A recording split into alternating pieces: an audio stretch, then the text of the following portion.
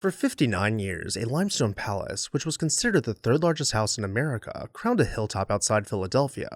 And today, 6 lonely columns standing in a suburban cul-de-sac are almost all that survives of it. This is the story of how the third largest private house in America was built, celebrated, and then deliberately erased. Hi everyone, Ken here. Hit that subscribe button and let's explore this house. This video is brought to you in part by Victorian Society in America. More on them later. In 1849, Edward T. Stotesbury was born in Philadelphia into a middle-class Quaker family.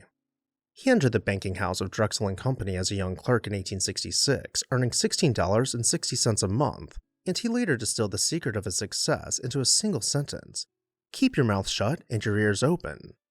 He was never late and never absent. He kept meticulous records of every penny, and his diligence caught the eye of Anthony Joseph Drexel himself. In 1882, he was made a partner, and when Drexel died in 1893, Stotesbury became the resident senior partner of the firm, a position he held for the rest of his long life. Because Drexel had entered into a partnership with the great New York financier, Stotesbury also became one of the original partners of J.P. Morgan & Company, and he served the House of Morgan for more than 55 years. Morgan is said to have remarked that Stotesbury knew more about the details of banking than any other man in the United States.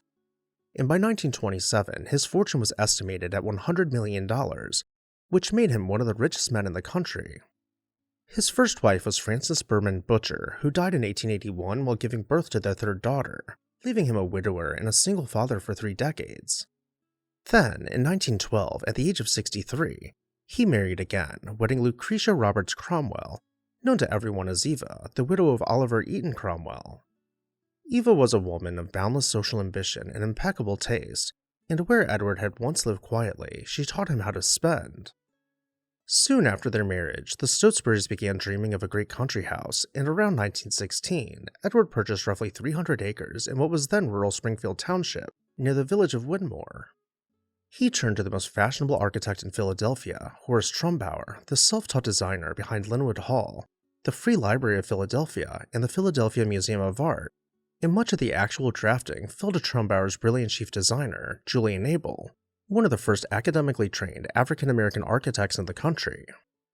Ground was broken in 1916, and although the exterior was largely finished by the end of the First World War, the interior decorations and furnishings, so many of which had to be salvaged from a war-ravaged Europe, took years longer to arrive, so that the house was not truly complete until 1921.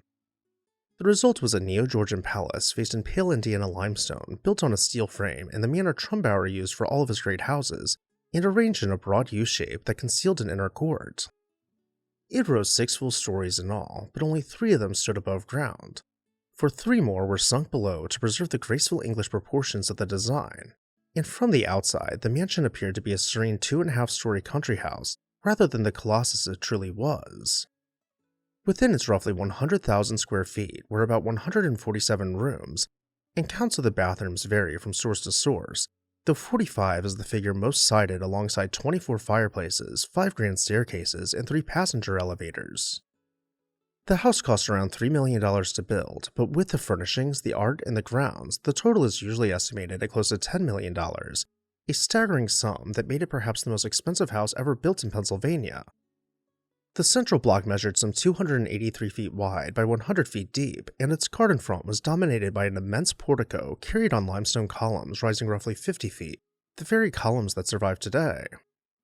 This was a house that had to be self-sufficient, and so it generated its own electricity, ran its own telephone system staffed by its own operators, and contained a refrigerating plant, a bakery, a movie theater, a gymnasium, a barber shop, a wine cellar, and a swimming pool styled as a Roman bath. The setting was the work of the celebrated French landscape architect Jacques Robert, who had already designed the grand formal gardens at Linwood Hall for the Widener family, and who was, in the same years, laying out the Benjamin Franklin Parkway in the heart of Philadelphia. He set the mansion on the crown of its hill and unfurled below it a sweeping composition that married formal French parterres to informal English lawns, all descending into terraces adorned with reflecting pools, fountains, classical statuary, and a graceful column belvedere at the far end that framed the view back toward the house. So sweeping was the scheme that a long alley of trees ran roughly a mile from the mansion to the estate's main gate, and Eva Stotesbury was so eager to watch it take shape that she moved into a house next to the estate to follow the progress of construction day by day.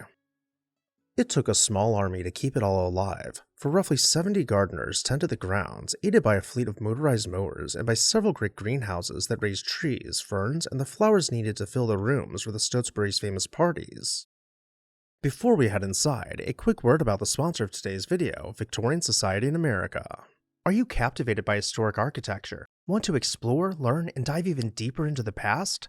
With the Victorian Society in America, you'll have the chance to travel to American cities and tour stunning 19th century buildings, pursue learning through internationally acclaimed summer programs in American cities and abroad, including Chicago, Newport, and London to name a few.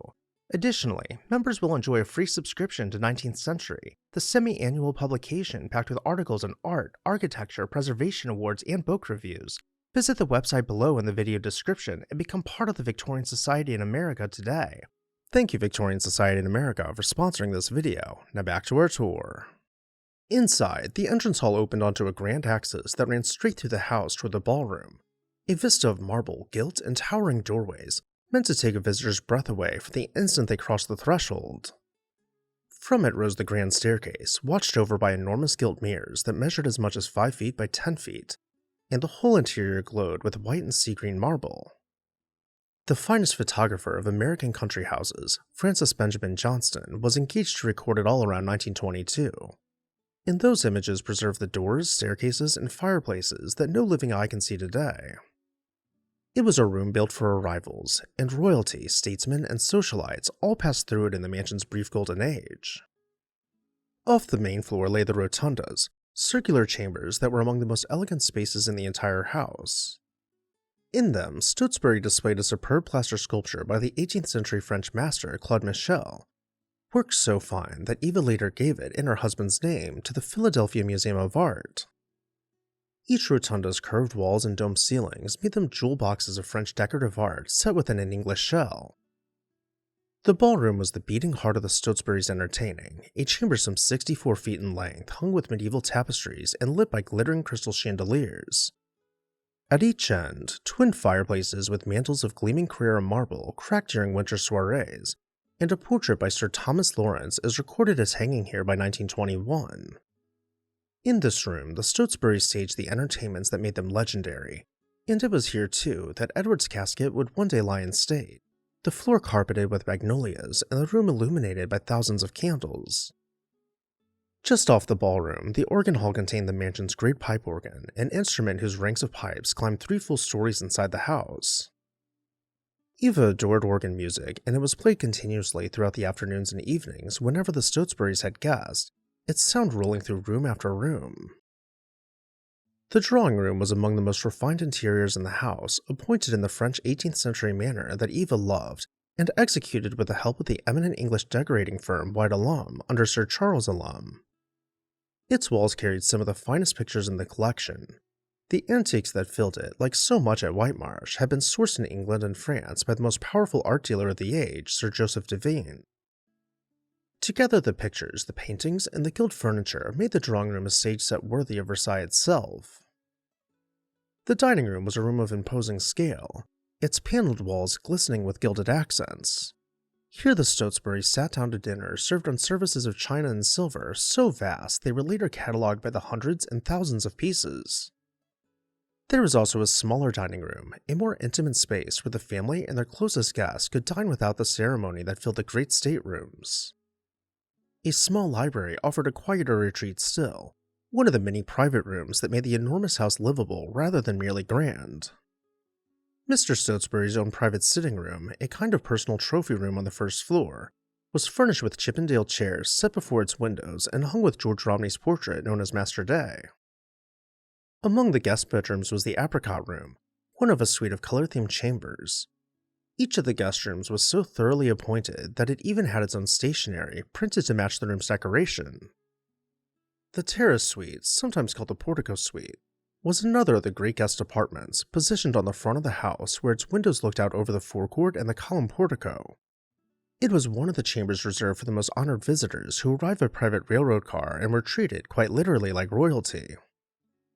Also on the upper level ran the second-floor hall, the corridor that connected the family bedrooms, the guest suites, and the private offices arranged along the principal bedroom floor. It was the axis of the household's private life, as the entrance hall was the axis of its public life.